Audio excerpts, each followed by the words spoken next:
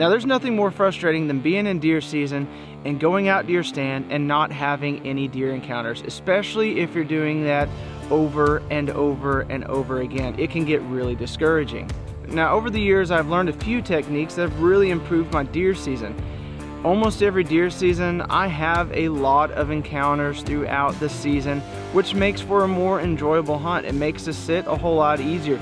Even if you aren't tagging during the time that you're out there, just to have the presence of deer coming in and going out from underneath your tree stand or out in front of your blind or in your food plot is that much more fun, and it makes the sit that much easier.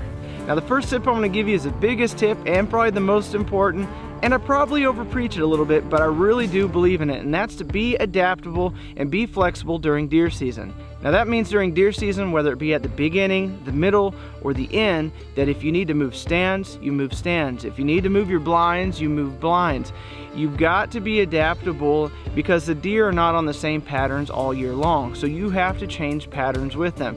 It might be moving a stand 30 yards. It might be changing and going to a different food source. Now early season when the acorns are dropping, they're going to be hitting on those acorns. It might be an overpressured area that just doesn't have a lot of food and you've got to hunt over bait, then you've got to hunt over bait. It might be a seasonal crop in the area that's coming into maturity and the deer are really hitting on it, or it's just gotten harvest and the deer are hitting on the harvest field, or it might change their patterns where they're leaving that field and going to another food source.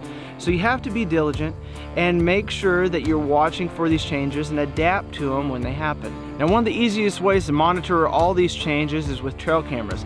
I check trail cameras all year long, all the time. I am always taking them down and moving them, especially like I said, as the seasons change.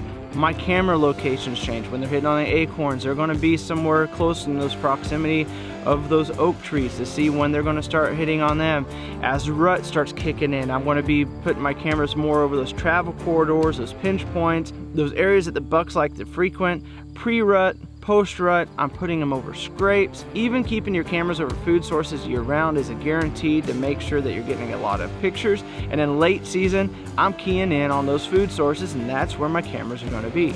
There's a lot of hunters out there that just get complacent and they have that one stand location or those few stand locations, and in their mind they've already got their stand hung. There's no need to move it. They're going to go back to that stand over and over and over, whether they're seeing deer or not, and in their mind that's their only spot that they have to go.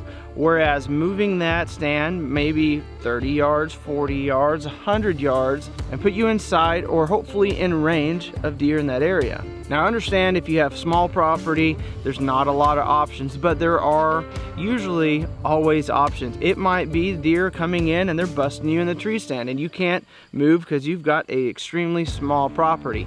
Maybe it's time to take down that tree stand, put up a blind, brush it in, change it up, and see if that works. If you have larger property, you have more options. You can move your stand from one area to the next and see if the deer encounters increase. That's my biggest strategy going into every hunting season, is to be adaptable and be ready to change. Be moving trail cameras, tree stands, blinds. If I have the option to move properties and I need to move properties to get the pressure off of one property for a little bit, I will do that. But I'm always looking to try to find that better spot, that better opportunity, instead of just being complacent with what I already have. So this deer season, keep your eyes open, your cameras up, and look for those changes and adapt to them as they come.